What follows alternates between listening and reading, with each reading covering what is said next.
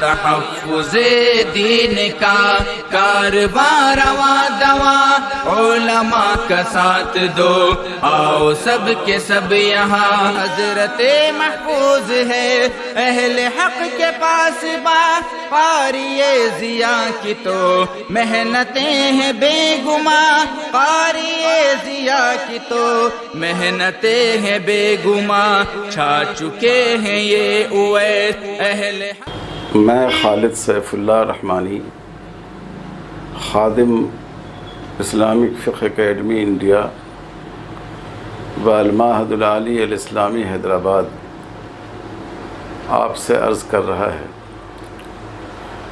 نحمدہ و نصلی علی رسولہ الکریم۔ کورونا کی جو وبا اس وقت پوری دنیا میں آئی ہوئی ہے، جس نے ہمارے ملک کو، ہماری ریاست تلنگانہ کو اور ہمارے شہر حیدرآباد کو بھی متاثر کیا ہے، وہ ہم سب پر واضح ہے۔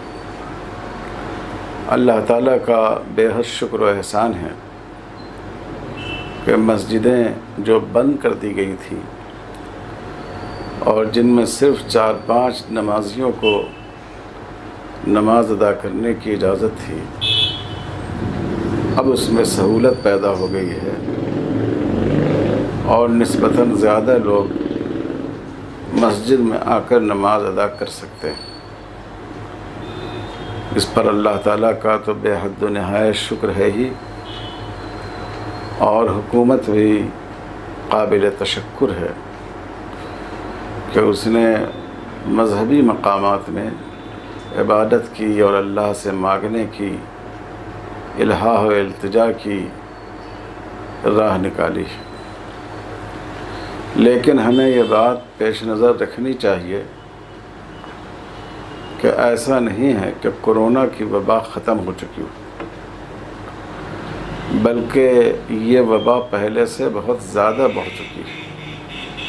اب پوری دنیا میں ہندوستان کورونا کیس کی کثرت کے اعتبار سے، تعداد کے اعتبار سے 5ویں نمبر پر آ چکی ہے۔ ایشیا کے ملکوں کو تو اس نے پیچھے چھوڑ ہی دیا ہے۔ اٹلی، جہاں کورونا کے متاثرین شروع میں سب سے زیادہ تھے، اس کو بھی ہندوستان نے پیچھے چھوڑ دیا ہے۔ اس لیے ہمیں مسجدوں میں عبادت کرنی ہے، اس موقع سے فائدہ اٹھانا ہے، لیکن اسلام میں انسانی زندگی اور صحت کی حفاظت کی جو اہمیت ہے، اس کو ملحوظ رکھتے ہوئے زیادہ سے زیادہ احتیاط بھی کرنی ہے۔ اس سلسلے میں چند مشورے آپ حضرات کی خدمت میں پیش ہیں۔ پہلی بات یہ ہے کہ اب ماشاءاللہ ہمارے ہاں اکثر مسجدوں میں جائے نماز ہیں، اور جائے نماز کے طور پر، مصلی کے طور پر اچھی قالینیں بچھائی گئی ہیں۔ اس میں شرعاً کوئی قباحت نہیں ہے، اور اس سے نمازیوں کو راحت حاصل ہوتی ہے،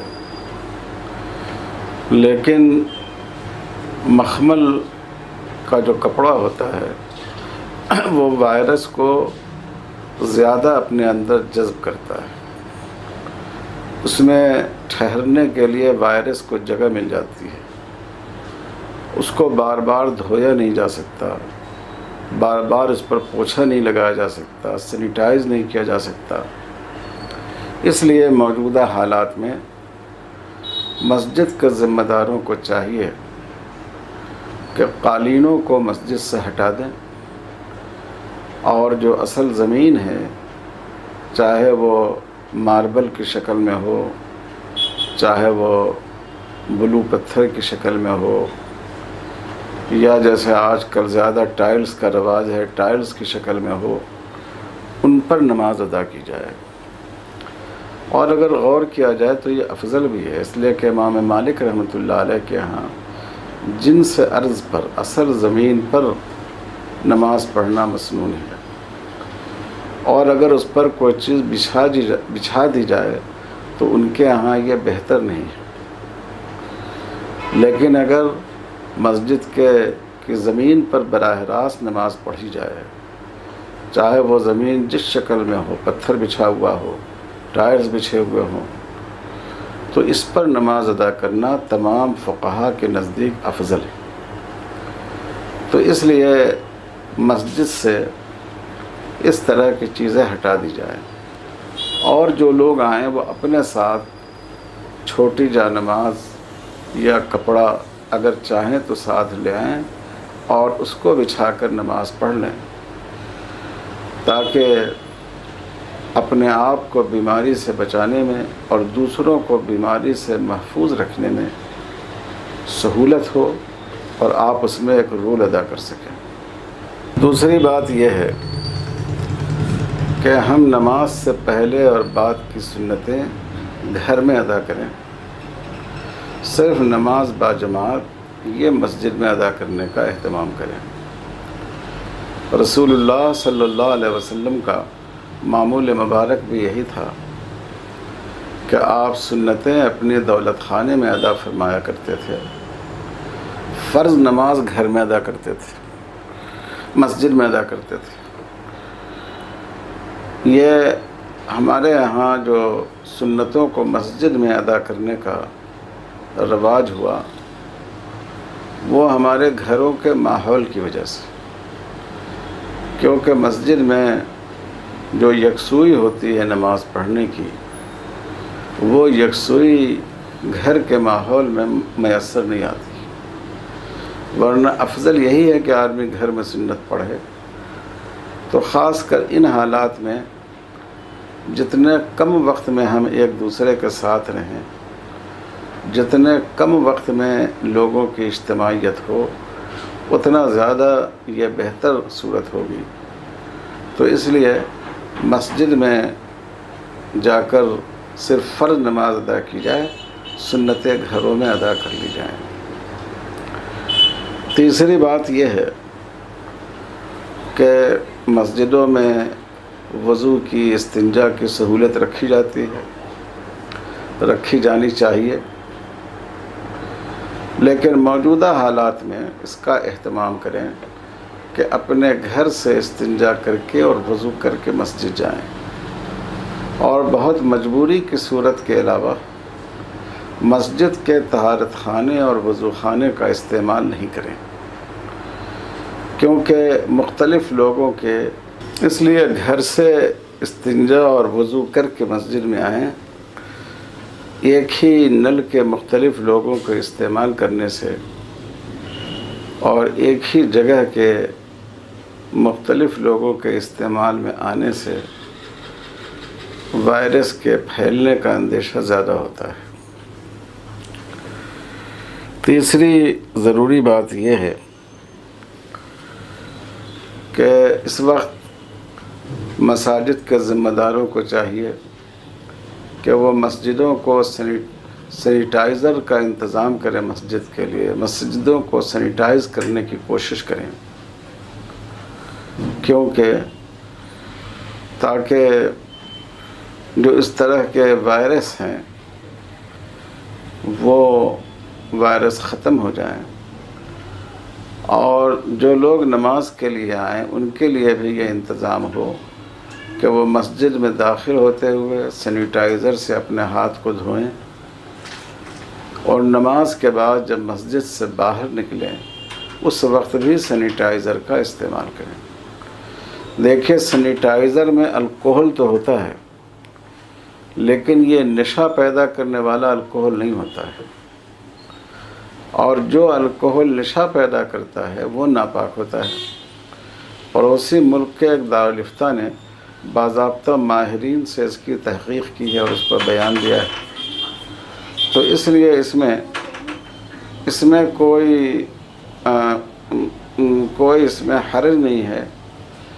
حرمین شریفین میں بھی سینیٹائزر کا استعمال ہو رہا ہے، تو سینیٹائزر کا استعمال ہونا چاہیے تاکہ آپ خود محفوظ رہیں اور دوسروں کو محفوظ رکھیں، دونوں باتیں ہوں اس میں۔ اسی سلسلے میں ایک مشورہ یہ ہے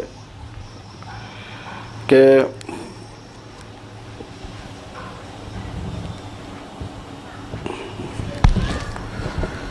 اس بیماری کے لیے بہت اہم چیز ہے ڈسٹینس، سماجی فاصلوں کو قائم رکھنا۔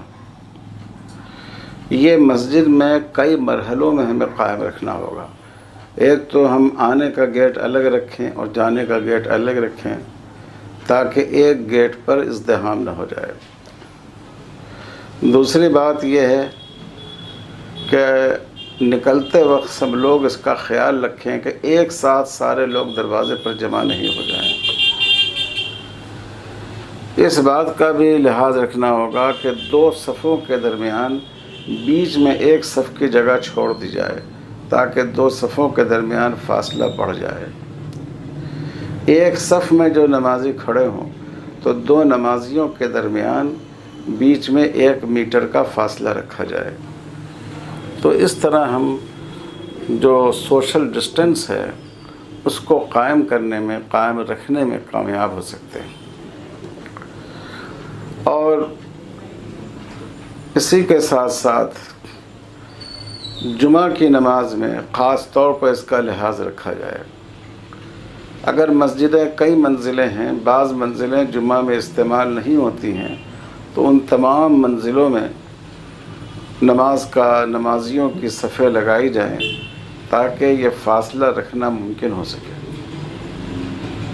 اور اگر مسجد چھوٹی ہو تو کوشش کی جائے کہ قریب میں اگر کوئی فنکشن ہال ہے تو وہ بھی لے لیا جائے، ایک جماعت مسجد میں ہو جائے، ایک فنکشن ہال میں ہو جائے۔ اگر کوئی ایسی جگہ ہے جہاں مسجد بھی چھوٹی ہے، فنکشن ہال بھی قریب میں نہیں ہے، تو آخری صورت یہ ہے کہ مسجد میں ایک سے زیادہ جماعتیں کر لی جائیں۔ امام ابو حنیفہ رحمۃ اللہ علیہ کے ممتاز شاگرد امام ابو یوسف رحمۃ اللہ علیہ کے ہاں دوسری جماعت کی جا سکتی ہے، بشرطے کہ پہلی جماعت کا امام جہاں کھڑا ہوا تھا دوسری جماعت کا امام اس سے ایک صف پیچھے کھڑا ہو۔ تو یہ ہو سکتا ہے کہ وقفے کے ساتھ وہاں 2 جماعتیں یا 2 سے زیادہ جماعتیں کر لی جائیں تاکہ بڑا مجمع جمع نہ ہو اور جو فاصلوں کے تقاضے ہیں ان کو پورا کیا جائے۔ شریعت میں جو بوڑھے لوگ ہیں اور چھوٹے بچے ہیں ان کے لیے خصوصی رعایت ہے۔ ابھی اس کے سلسلے میں کہا جا رہا ہے کہ جو لوگ 65 سال سے زیادہ کے ہوں ان کو یہ بیماری بہت جلد متاثر کرتی ہے، اور جو لوگ 65 سے کم کے ہوں، 60 سے اوپر کے ہوں، ان کے بھی متاثر ہونے کا اندیشہ زیادہ ہوتا ہے۔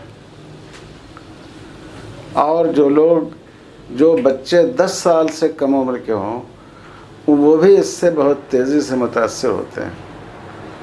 تو اس لیے جو 65 سال سے زیادہ کے لوگ ہوں اور 10 سال سے کم کے ہوں، سرکار نے ہدایت دی ہے کہ ایسے لوگ مسجد میں آنے سے گریز کریں۔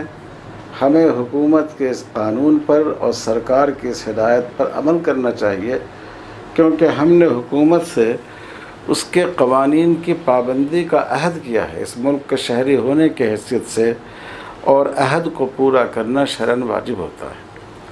بہرحال ہم اس بات کو ذہن میں رکھیں کہ اگرچہ حکومت نے ایک طرح سے لاک ڈاؤن ختم کر دیا ہے لیکن بیماری ختم نہیں ہوئی ہے۔ اگر ہم نے احتیاط نہیں کی تو اس بات کا اندیشہ ہے کہ بیماری کا پھیلاؤ بڑھ جائے۔ اور دوسرا اندیشہ یہ ہے کہ اگر مسجد کے نمازی بیمار ہوئے تو پھر میڈیا کے لوگوں کو یہ کہنے کا موقع ملے گا کہ مسجدوں کے ذریعے کرونا وائرس پھیلایا جا رہا ہے۔ مجھے پوری امید ہے کہ ہمارے بھائی ان احتیاطوں پر عمل کریں گے۔ اللہ تعالیٰ توفیق عطا فرمائے۔ والسلام علیکم ورحمۃ اللہ وبرکاتہ۔